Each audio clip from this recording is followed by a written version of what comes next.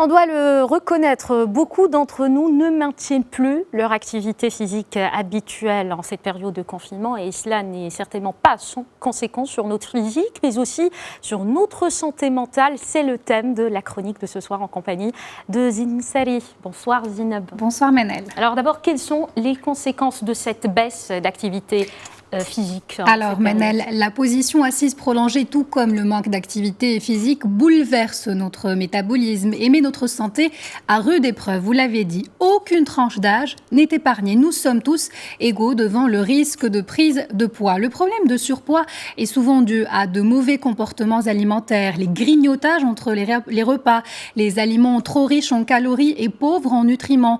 L'alimentation doit être surveillée. Une grande consommation de fruits et de légumes est donc recommandée car cela augmenterait l'espérance de vie de 2 à 2 ans et demi. A contrario, la sédentarité, c'est-à-dire le manque d'activité physique, réduit lui la longévité dans les mêmes proportions.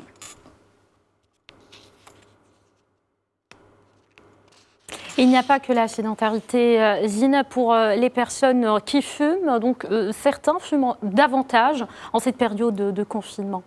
Alors cette période de confinement n'est sans doute pas la plus simple pour se débarrasser d'une addiction. Le tabac est évidemment un facteur de stress, contrairement à certaines idées reçues. Pendant cette période de confinement, les fumeurs quotidiens ont consommé en moyenne 5 cigarettes de plus par jour. Plusieurs facteurs justifient ces changements d'habitude et cette addiction. D'abord l'ennui, le besoin de s'occuper, l'angoisse et le stress liés à la Covid-19. L'influence la plus importante sur la longévité est attribuée au tabagisme. Autant de raisons pour se débarrasser des cigarettes et de se mettre aux activités physiques. En parlant des activités physiques, Zineb, les salles de sport au Maroc, comme dans beaucoup de pays, sont fermées aujourd'hui. Mais cela n'empêche pas donc beaucoup de personnes à faire du sport chez elles, à la maison, n'est-ce pas ? Alors c'est l'un des effets positifs du confinement et de cette crise sanitaire. Devenir son propre coach sportif, c'est la nouvelle tendance. Certains ont même proposé des cours à distance disponibles sur Internet et sur les réseaux sociaux. Le sport, l'activité physique peut être aussi être un excellent moyen pour passer plus de temps en famille. Alors autant profiter dans la mesure où les activités physiques permettent de partager un moment agréable et ludique pour les enfants. Et faire trop de sport peut avoir des conséquences néfastes sur notre santé, n'est-ce pas ?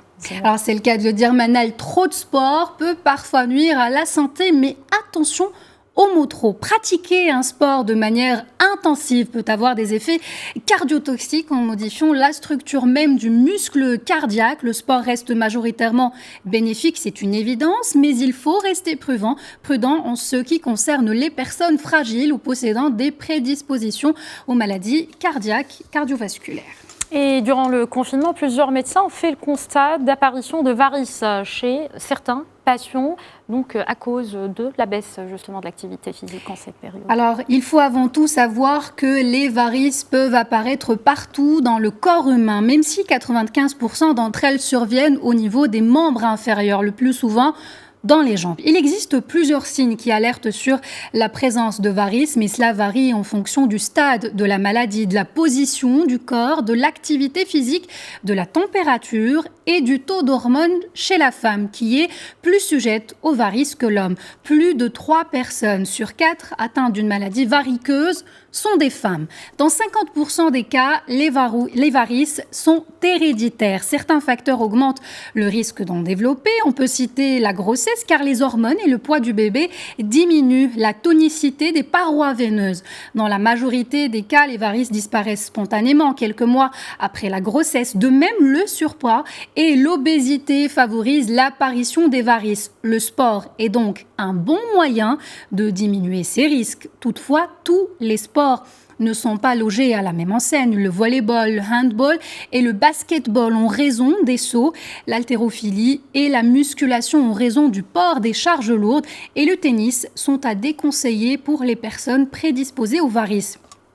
Et puis, en ces temps de chaleur, il est à rappeler que les hausses de température peuvent également favoriser l'apparition de varices. C'est pour cette raison qu'il est conseillé aux femmes souffrant de troubles de la circulation sanguine d'éviter les bains très chauds et les vêtements trop serrés qui exercent une contrainte sur le système veineux.